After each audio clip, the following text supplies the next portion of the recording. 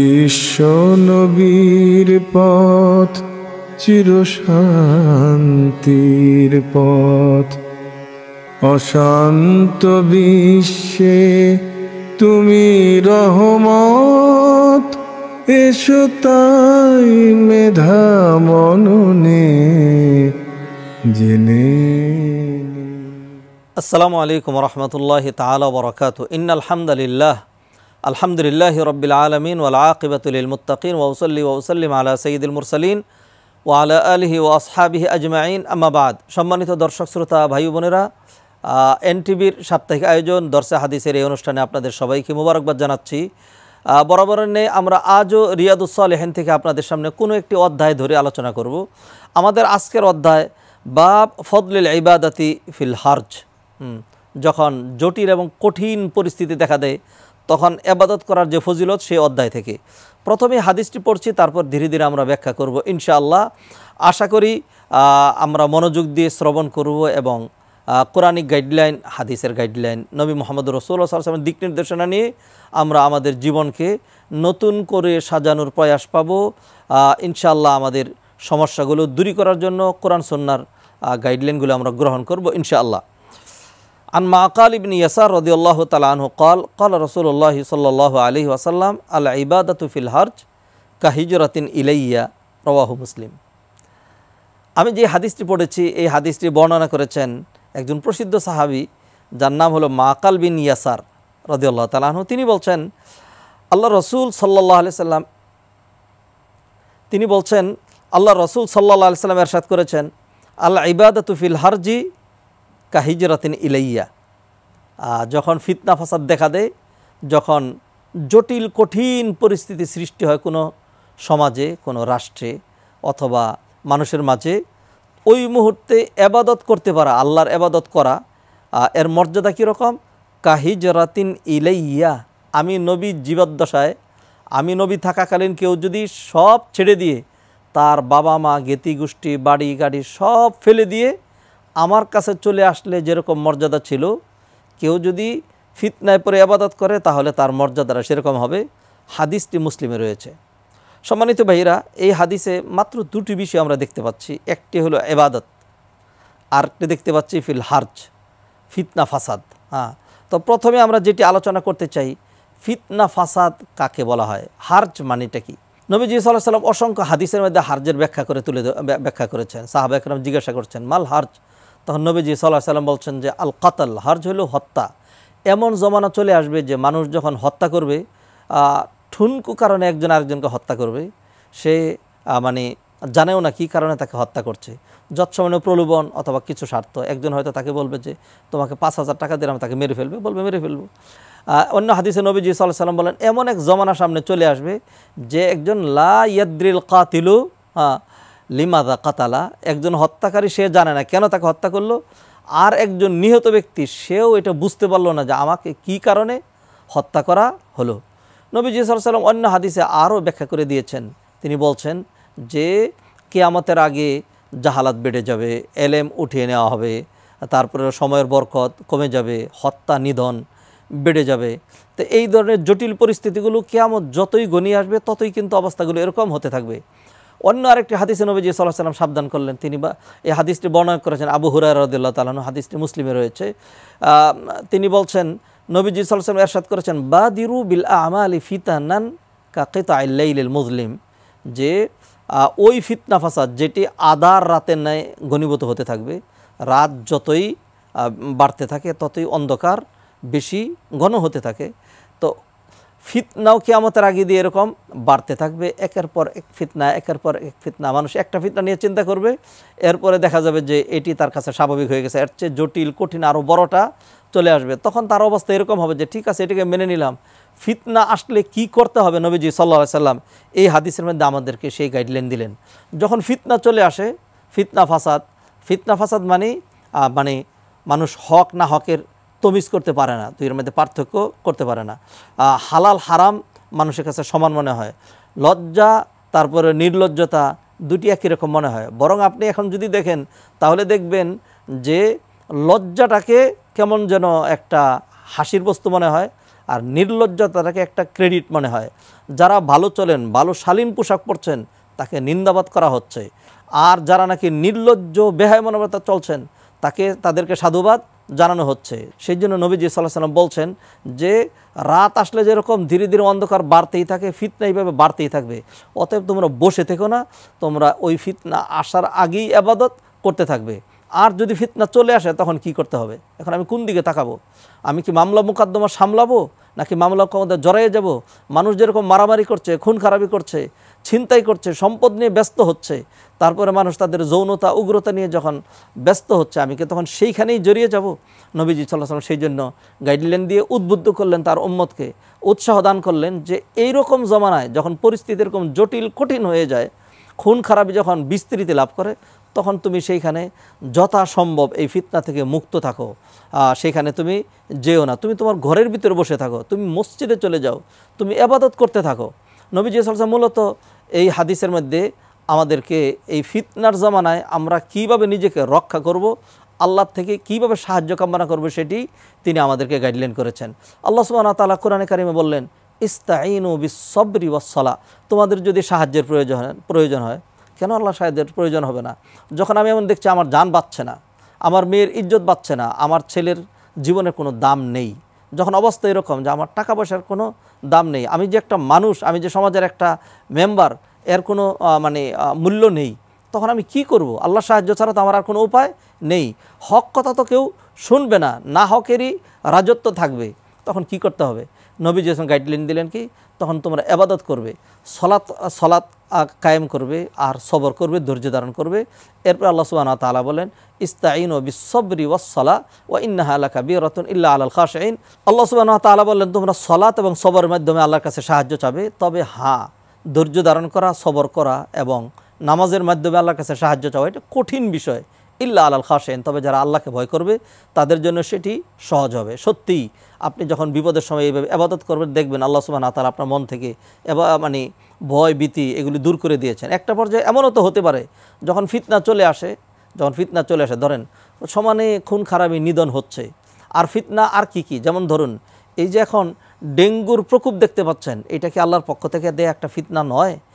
এর কয়েকদিন আগেই যে আমরা আরও দেখলাম যে করোনা নামক যেই এক মহামারীর দাপটে সারা বিশ্ব তটস্থ হয়ে সব কিছু বন্ধ করে দিয়েছিল, এইগুলি কি আল্লাহর পক্ষ থেকে ফিতনা নয়? আল্লাহ সুবহানাহু ওয়া তাআলা কোরআনে বললেন, যহরাল ফাসাদু ফিল বাররি ওয়াল বাহরি বিমা কাসাবাত আইদিন নাস। তাহলে এই ধরনের যখন অবস্থা হয়, ধরুন এই যে ডেঙ্গু আজকে প্রতিদিন এরকম 8, 10, 12 জন 15 জন মারা যাচ্ছে, এই ডেঙ্গুতে পরে কি একজন আলেম মারা যাবে না? এই ডেঙ্গুতে পরে একজন ভালো মানুষ মারা যেতে পারে না? ডেঙ্গুতে পরে কি একজন নারী মারা যেতে পারে না? যে কেউ মরে যেতে পারে। তাহলে এই ধরনের ফিতনা যখন আসে, তখন তার কি করা উচিত? তখন সে অন্যান্য মানুষ যেরকম ব্যতিব্যস্ত হয়ে দুনিয়ার পিছনে, সম্পদের পিছনে, নেতৃত্ব, কর্তৃত্ব, বাহাদুরির পিছনে ছুটছে, সেটাই কি সে করবে? না। কারণ হলো যে কাল তো আমার মৃত্যু হয়ে যেতে পারে। অতএব যদি মৃত্যু হয়, মৃত্যুটা ভালো হওয়া দরকার, নেক মৃত্যু হওয়া দরকার। ইবাদতের মধ্য দিয়ে যদি মৃত্যু হয়, তাহলে সেটি হবে নেক মৃত্যু। সেই জন্য নবীজি সাল্লাল্লাহু আলাইহি ওয়াসাল্লাম বললেন যে এই ফিতনার জমানায় কেউ যদি ইবাদত করতে পারে, তার ইবাদতের উদাহরণটা হলো আমি নবীর সময়, আমি নবীর কাছে হিজরত করে চলে আসা যেরকম ফজিলতপূর্ণ, ওইরকম ফজিলতপূর্ণ। মূলত নবীজি সাল্লাল্লাহু আলাইহি ওয়াসাল্লাম আমাদেরকে গাইডলাইন দিলেন, আমরা যেন ফিতনা দেখা দিলে ঘাবড়িয়ে না যাই, ফিতনা যেন জড়িয়ে না যাই। কি করব? ইবাদত করতে থাকবো। ইবাদত করতে থাকলেই আল্লাহ সুবহানাহু ওয়া তাআলা আমাদেরকে সেই ফিতনা থেকে মুক্ত রাখবেন। সম্মানিত ভাই বোনেরা, যখন ফিতনা ফাসাদ, এরকম খুন খারাপি, মারামারি, কাটাকাটি, হানাহানি, হিংসা, বিদ্বেষ শুরু হয়, তখন যারা প্রচণ্ড ধৈর্যশীল ব্যক্তি, তারাও কিন্তু হয়রান পেরেশান হয়ে যায়, আমি এখন কি করব? অটোমেটিক বিকাশ করতে সেট করুন অটোপে। বিকাশ থাকলে আর কি লাগে? তাহলে ফিতনা ফাসাদ, জটিল কঠিন পরিস্থিতিতে মানুষকে ভাবিয়ে তোলে। আর আপনি তখন যদি কোরআন তেলাওয়াত করেন, আপনি তখন যদি সবর করেন, আপনি তখন যদি সলাত আদায় করেন, তাহলে সলাতের মাধ্যমে আল্লাহ সুবহানাহু ওয়া তাআলা কোরআন তেলাওয়াতের মাধ্যমে আপনার মনের ভিতরে শান্তি ঢুকিয়ে দিবেন, আপনার মনের পেরেশানি দূর করে দিবেন। তাহলে মানুষ তো দুনিয়াতে কি চায়? সে চায় যে আমি পেরেশানি মুক্ত, চিন্তা মুক্ত একটা সুন্দর জীবনযাপন করি। নবীজি সাল্লাল্লাহু আলাইহি ওয়াসাল্লাম আমাদেরকে সেই দিকে গাইডলাইন করলেন। সম্মানিত ভাই বোনেরা, আমাদেরকে আরেকটা কথা মনে রাখতে হবে, সেটি হলো আল্লাহ সুবহানাহু ওয়া তাআলা আমাদেরকে যে সৃষ্টি করেছেন, সৃষ্টির মূল টার্গেট যেটি, সেটি কিন্তু ইবাদত। আল্লাহ সুবহানাহু ওয়া তাআলা কোরআনে বলছেন, ওমা খালাকতুল জিন্না ওয়াল ইনসা ইল্লা লিয়াবুদুন। তো ইবাদত আপনি যখন খুব ভালো থাকবেন, ধরুন আপনার খুব পদোন্নতি হয়েছে, অনেক টাকা হয়েছে, কোনো রকম টেনশন নেই, তখন ইবাদত করবেন। আর যখন বিপদে পড়েছেন, বাবা মারা গিয়েছে, যখন একটা মামলা আপনার বিরুদ্ধে অন্যায়ভাবে ঠুকে দেওয়া হয়েছে, তখন আপনি ইবাদত ছেড়ে দিবেন না। বরং একজন মুমিনের কাজ হলো ফিসসাররাই ওয়াদ-দাররা, সচ্ছলতা অসচ্ছলতা, সুখ দুঃখ দিবানিশি সবসময় সে ইবাদত করবে। সম্মানিত ভাই বোনেরা, আল্লাহ সুবহানাহু ওয়া তাআলা আমাদেরকে ইবাদতের জন্য সৃষ্টি করেছেন, আর নবী মুহাম্মদ রাসূলুল্লাহ সাল্লাল্লাহু আলাইহি সাল্লাম বিভিন্ন কৌশলে বিভিন্নভাবে আমাদেরকে সেই ইবাদতের দিকেই মনোযোগ দেওয়ার জন্য নির্দেশ করেছেন। এই যে যে হাদিসটি আমি দিয়ে শুরু করেছি, হাদিসে নবীজি সাল্লাল্লাহু আলাইহি সাল্লাম বললেন, আল ইবাদাতু ফিল হারজি কাহিজরাতিন ইলাইয়া, যে ফিতনা ফাসাদের জমানায় ইবাদত করা, এটা আমি নবীর জমানায় হিজরত করার শামিল। তাই হিজরত করার শামিল মানে কি, এটা আমরা কি বুঝলাম? হিজরত তো চারটিখানি কথা না। নবীজি আরেক হাদিসে বলে দিলেন, ইন্নাল ইসলামা ইয়াহদিমু মা কানা কাবলা, কেউ যদি ইসলাম গ্রহণ করে তাহলে এর আগে তার জীবনে যত গুনাহ হয়েছে ইসলাম গ্রহণ করার কারণে তার সকল গুনাহ মাফ করে দেওয়া হবে। আর কেউ যদি হিজরত করে, ওয়াল হিজরাতু ইয়াহদিমু মা কানা কাবলাহা, তাহলে এর আগে তার যত অন্যায় অপরাধ ছিল সব মাফ করে দেওয়া হবে। তাহলে কি নবীজি সাল্লাল্লাহু আলাইহি ওয়াসাল্লাম ডাইরেক্ট আমাদেরকে বলে দিলেন না যে ফিতনার জমানায় আমরা যদি ইবাদত করতে পারি তাহলে আমাদের প্রিভিয়াস লাইফে, আমাদের পূর্বের জীবনে আমরা যত গুনাহ করেছিলাম এই ইবাদতের কারণে আল্লাহ সুবহানাহু ওয়া তাআলা আমাদেরকে মাফ করে দিবেন? আলটিমেটলি এটিই তো গাইডলাইন। নবীজি সাল্লাল্লাহু আলাইহি ওয়াসাল্লাম এই হাদিসে আরও একটি বিষয় আমাদেরকে অঙ্গুলি নির্দেশ করেছেন, সেটা হলো যে ফিতনার জমানায় পরে মানুষ যখন এরকম দেখবে যে মানুষ খাবার মজুত করে রাখছে, কৃত্রিম সংকট তৈরি করছে, যাতে দ্রব্যমূল্যের মূল্য বৃদ্ধি পেয়ে গেলে তখন সেটা বিক্রি করে অনেক বেশি লাভ করবে, এগুলো নিয়ে মানুষ যখন ব্যস্ত, তখন সে কি করছে? সে তার দুনিয়া নিয়ে ব্যস্ত হচ্ছে। মানুষ যখন নেতৃত্ব, কর্তৃত্ব, রাজনীতি, পেটনীতি, কূটনীতি ইত্যাদি নিয়ে যখন সে ব্যস্ত, তখন সে কী নিয়ে ব্যস্ত? তখন সে তার দুনিয়া নিয়ে ব্যস্ত। তো দুনিয়ার কথাটা বলুন। ধরুন আজকে আমি ঢাকা শহরে সুরম্য অট্টালিকা গড়লাম, কালকে যখন মারা যাব এই অট্টালিকার একটি রুম, একটা এসিও কি আমার কবরে নিয়ে যাওয়া যাবে? নিয়ে যাওয়া যাবে না, সব তো এখানেই পড়ে থাকবে। তাই নবীজি সাল্লাল্লাহু আলাইহি ওয়াসাল্লাম যেটি আমার কবরে যাবে না, আমার হাসরের সঙ্গী হবে না, যেটি চিরস্থায়ী নয়, নবীজি বললেন সেই দিকে তোমার মনোযোগ দিয়ে লাভ নাই। তুমি ইবাদত করো, ইবাদত করলে এই ইবাদত তোমার সাথে তোমার কবরেও যাবে। নবীজি আরেকটা হাদিসের মধ্যে বললেন যে ইয়াতবাউল মাইয়িতা সালাসা, মাইয়িতের সাথে তিনটা জিনিস যায়, দুইটা জিনিস ফেরত আসে আর একটা জিনিস তার সাথে থেকে যায়। মাইয়িতের সাথে তার পরিবার পরিজন যায় কবর পর্যন্ত, গিয়ে তাকে শেষমেশ দাফন করে মনটা খারাপ করে তারা ফিরে আসে। কেউ কিন্তু কবরে ঢুকে না, মাও তার ছেলের কবরে যায় না, আর স্বামীও তার স্ত্রীর কবরে যায় না, তাকে একাই রেখে চলে আসে। আর কিছু মাল সম্পদ যায়, কিছু সদাকা করে বাকিটা ফেরত চলে আসে। আর একটা জিনিস তার সাথে যায়, সেটা হলো তার আমলটাই তার সাথে তার কবরে যায়। নবীজি সাল্লাল্লাহু আলাইহি ওয়াসাল্লাম আমাদেরকে বারবার এমন গাইডলাইন দিতেন। নবীজি সাল্লাল্লাহু আলাইহি ওয়াসাল্লাম বলছেন, মান আহাব্বা দুনিয়াহু আদাররা বি আখিরাতি, যে ব্যক্তি তার দুনিয়াকে বেশি ভালোবাসবে, দুনিয়াকে প্রাধান্য দিবে, সে তার আখিরাতকে ক্ষতিগ্রস্ত করবে। আর যে ব্যক্তি তার আখিরাতকে প্রাধান্য দিবে, তার দুনিয়া তো একটু কমবেই। এখন আমরা উভয় সংকটে পড়লাম না, যে যদি দুনিয়া প্রাধান্য দেয় তাহলে আখিরাত ক্ষতিগ্রস্ত হয়, আর যদি দিন প্রাধান্য দেয় তাহলে দুনিয়া একটু ক্ষতিগ্রস্ত হয়। এখন কোনটাকে প্রাধান্য দেব?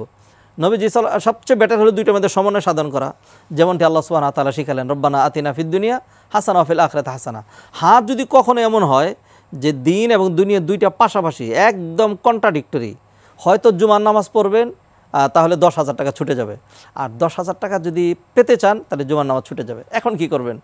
নবীজি সাল্লাল্লাহু আলাইহি ওয়াসাল্লাম এরকম সিচুয়েশনে আমাদেরকে বলছেন, আথিরু মা ইয়াবকা আলা মা ইয়াফনা, যেটা চিরস্থায়ী সেটিকে প্রাধান্য দেও, যেটা ক্ষণস্থায়ী সেটার উপরে। অতএব ইবাদত হলো চিরস্থায়ী, আমল আখলাক চিরস্থায়ী, কোরআন চিরস্থায়ী। সেই জন্য যখন ফিতনা ফাসাদ দেখা দেয়, মানুষ ক্ষণস্থায়ী বিষয় নিয়ে খুব বেশি ব্যতিব্যস্ত থাকে। সেই জন্য নবীজি সাল্লাল্লাহু আলাইহি ওয়াসাল্লাম বললেন যে ফিতনার জামানায় তোমরা কি করবে? ইবাদত বাড়িয়ে দেবে, তাহলে ফিতনা থেকে যৎসামান্য হলেও মুক্ত থাকতে পারবে। অথবা এই ফিতনাতেই যদি তোমার মৃত্যু থাকে, ধরুন করোনা একটা ফিতনা, এই করোনায় আমার মৃত্যু রয়েছে, আমি ইবাদতের মধ্যে থাকলাম, তাহলে আমার মৃত্যু হয়ে গেল, তাহলে কি হলো? ইন্নামাল আমালু বিল খাওয়াতিম, নবীজির হাদিস বলছেন শেষ ভালো যার, সব ভালো তার। সম্মানিত ভাই বোনেরা, অতএব নবী মুহাম্মদ রাসূলুল্লাহ সাল্লাল্লাহু আলাইহি ওয়াসাল্লামের মুখ নিঃসৃত এই যে অমীয় একটি বাণী, এই যে সুন্দর একটি দিক নির্দেশনা, সুন্দর একটি গাইডলাইন পেলাম, এটি যদি গ্রহণ করি তাহলে আমার আপনার দুনিয়াও সুন্দর হবে, আখিরাতও সুন্দর হবে। নবীজি সাল্লাল্লাহু আলাইহি ওয়াসাল্লামের একটি হাদিস না বললেই নয়। এই হাদিসে নবীজি বলছেন যে আমার উম্মতের সবাই কুল্লু উম্মতি ইয়াদখুলুনাল জান্নাতা ইল্লা মান আবা, আমার উম্মতের সবাই জান্নাতে যাবে, ওই ব্যক্তি বাদে যে জান্নাতে যেতে চায় না। তো সাহাবায়ে কেরাম জিজ্ঞাসা করলেন, ইয়া রাসূলুল্লাহ, এমন কোনো ব্যক্তি কি আছে যে জান্নাতে যেতে চায় না? তখন নবীজি সাল্লাল্লাহু আলাইহি সাল্লাম বললেন, মান আতাআনি দাখালাল জান্নাহ। জান্নাতে যাওয়ার অর্থ কি বুঝেছো? যে আমি নবীর আনুগত্য করবে, যে আমি নবীর আনুগত্য করলো সে জান্নাতে যেতে চাইলো আর জান্নাতে যেতে পারবে। আর যে আমি নবীর আনুগত্য প্রত্যাখ্যান করলো সে জান্নাতে যেতে চাইলো না। চাইলে তো সে আমি নবীর আনুগত্য করতো। অতএব নবীজি সাল্লাল্লাহু আলাইহি সাল্লাম আমাদেরকে যে গাইডলাইন দিলেন যে ফিতনা ফাসাদ চলে আসলে ইবাদত বাড়িয়ে দিতে হবে। ফিতনা ফাসাদ, সম্মানিত দর্শক শ্রোতা ভাই বোনেরা, আমি আমার বয়সকে বলছি, আমরা আমাদের শৈশবে যেই সুন্দর পরিবেশ দেখেছি আজকে সেটি নেই। বিজ্ঞ লোকেরা কত রকম আফসোস করে বলছেন, আহারে মানুষের আদব কায়দা, শিষ্টাচারিতা, ভদ্রতা, হিউম্যানিটি, ইনসানিয়ত কোথায় গেল? তো সেই অবস্থার আমরা কতটুকু দেখলাম, আরও অনেক জটিল কঠিন অবস্থা অপেক্ষা করছে। অতএব সেই অবস্থা আসার আগেই যে অবস্থায় পরে একজন ব্যক্তি কি হবে, সকালবেলার মুমিন বিকালে কাফের হয়ে যাবে। ইয়াবিউ আহাদুকুম দীনাহু বিআরাদিম মিনাদ দুনিয়া কালিল, দুনিয়ার যৎসামান্য স্বার্থের কারণে সে তার ঈমানটা বিকিয়ে দেবে। আসুন সেই দিনের অপেক্ষা না করি। যেই ফিতনাটুকুনি দেখলাম এর মধ্যেই আমরা আমাদের এবাদতের পরিমাণকে বাড়িয়ে দিই, তাহলে অন্তত নিজেরা ফিতনা মুক্ত থাকবো, নিজেদের পরিবারকে ফিতনা মুক্ত রাখতে পারবো। আর আমি যদি সেই ফিতনায় জড়িয়ে যেতাম তাহলে কিন্তু সমাজে প্রচলিত যে ফিতনা সেটা আরও বড় হতো। যেহেতু আমি এবাদতে ব্যস্ত থাকলাম, আমি ওই ফিতনায় জড়ালাম না, সেই জন্য সমাজের লোকের জন্য আমার পক্ষ থেকে ফিতনার আর কোনো ভূমিকা থাকলো না, ফিতনাটা যৎসামান্য হলেও কম থাকলো। এইভাবে যদি 10 জন লোক এবাদত নিয়ে ব্যস্ত থাকে, 100 জন লোক এবাদত নিয়ে ব্যস্ত থাকে, তাহলে কিন্তু ফিতনাটা কমে গেল। সম্মানিত ভাই বোনেরা, এটি ফিতনার জমানা। নবীজি সাল্লাল্লাহু আলাইহি সাল্লাম যথার্থই বলেছেন, সকালবেলা একজন ইমানদার থাকবে, বিকালে তার ইমান চলে যাবে। বিকালবেলার মুমিন সকালবেলা ইমান হারিয়ে ফেলবে। যৎসামান্য স্বার্থের বিনিময়ে মানুষ তার নীতি নৈতিকতাকে আজকে জলাঞ্জলি দিচ্ছে, যার প্রমাণ আমরা অহরহ হাজার হাজার দেখতে পাচ্ছি। বিদায় আসুন সাবধান হই। কিয়ামতের অসংখ্য নিদর্শন কিন্তু আমরা দেখে ফেলেছি। হঠাৎ করেই কিন্তু বড় কিয়ামত ঘটে যেতে পারে, আর বড় কিয়ামতের অপেক্ষাও তো করার দরকার নেই। নবীজি হাদিসে বলছেন, মান মাতা ফাকাদ কামাত কিয়ামাতুহু, যে মৃত্যুবরণ করলো তার তো কিয়ামত শুরুই হয়ে গেল। অতএব by any means I have to protect myself, my children, my family from the fire of জাহান্নাম। নিজেকে, নিজের পরিবারভুক্ত সবাইকে জাহান্নামের আগুন থেকে তো বাঁচাতে হবে। অতএব ফিতনা ফাসাদে যেন আমরা জড়িয়ে না যাই। আমরা ইবাদতের মধ্য দিয়ে নিজেদের ঈমানটাকেও যেন বাঁচানোর চেষ্টা করি, নিজের পরিবারকেও যেন বাঁচানোর চেষ্টা করি। সেই জন্য আমার আপনার মানে মুখ্য কাজ যেটি হবে, হাজারো ফিতনা দেখা দিলেও নিরাশ না হয়ে যাওয়া, নিজের সর্বাত্মক চেষ্টা করা। হ্যাঁ, যদি নিজের শক্তি থাকে যে সেই ফিতনা ফাসাদ নিরসনে ভূমিকা রাখতে পারি। নবীজি সাল্লাল্লাহু আলাইহি ওয়াসাল্লাম হাদিসের মধ্যে বলছেন, তোমাদের মধ্যে যে কোনো ব্যক্তি কোনো অন্যায় দেখবে, তার উপর ইমানি দায়িত্ব হলো শক্তি প্রয়োগ করে, শক্তি থাকলে শক্তি প্রয়োগ করে এই অন্যায়টাকে দূরীভূত করে দেবে, না পারলে জবানের মাধ্যমে, ভাষা বক্তৃতার মাধ্যমে। আর যদি তাও সে না পারে তাহলে সে কি করবে? অন্তর দিয়ে ঘৃণা করবে।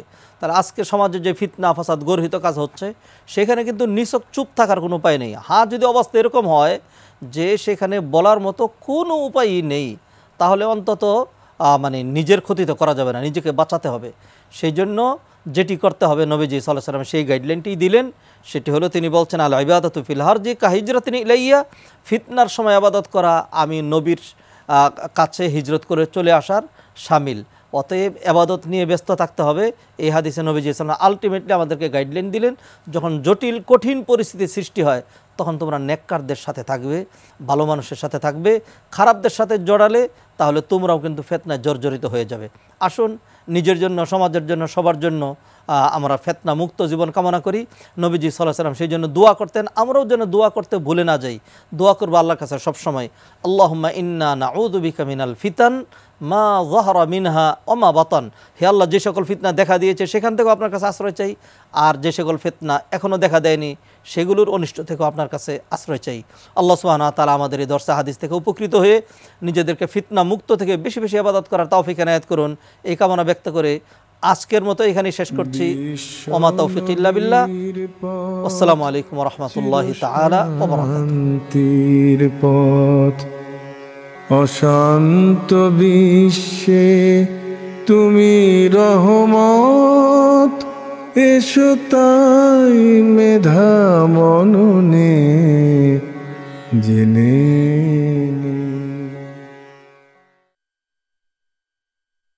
অটোমেটিক বিকাশ করতে সেট করুন অটোপে। বিকাশ থাকলে আর কি লাগে।